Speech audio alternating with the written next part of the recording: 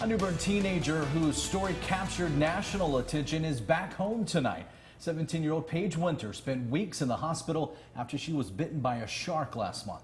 The teen was attacked at Fort Macon State Park on June 2nd. Doctors amputated part of her leg to save her life. She also suffered serious injuries to her hands. The City of Havelock Fire Rescue Department shared these pictures on their Facebook account tonight from a welcome home gathering for Paige.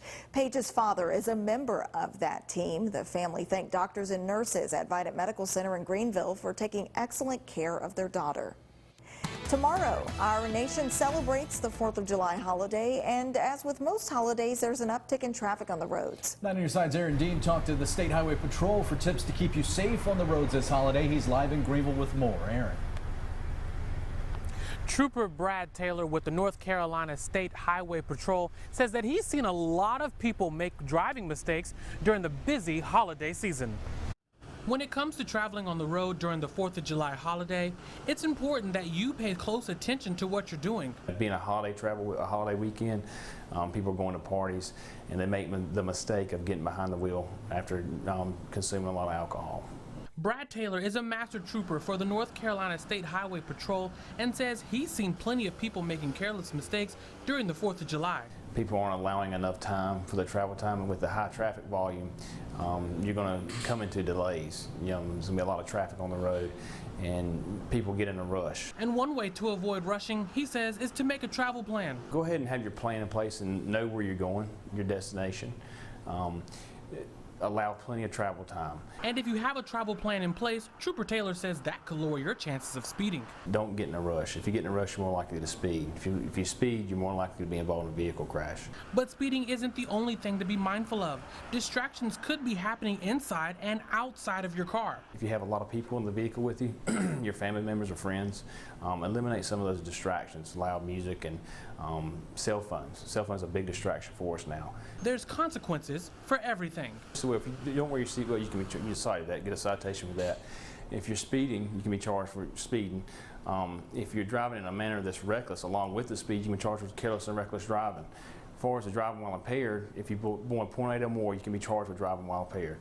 You can be arrested and lose your license. Trooper tells me that there are going to be increased patrolling and also even more checkpoints in place. This is all an effort to keep people safe and to remind them to be smart drivers. In Greenville, Aaron Dean, 9 on your side. Aaron, thanks. Final preparations are happening in the city of Greenville ahead of the 4th of July. Today, crews set up safe zone fences and tents at the town common. Independence Day events will include activities for kids, families, and a fireworks show. 10,000 people are expected to attend.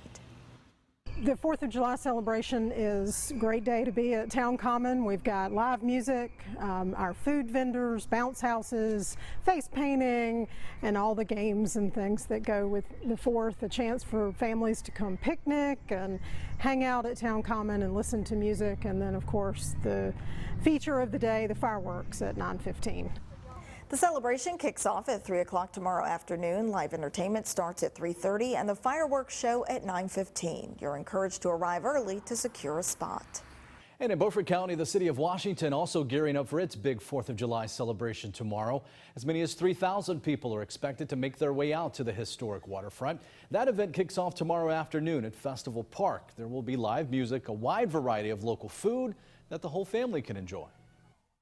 My favorite part about July 4th in Washington is being on the beautiful Pamlico River and seeing all of my friends and neighbors, everybody that maybe you haven't seen in a while, coming together, celebrating this beautiful town, celebrating our beautiful country, and it's a lot of fun.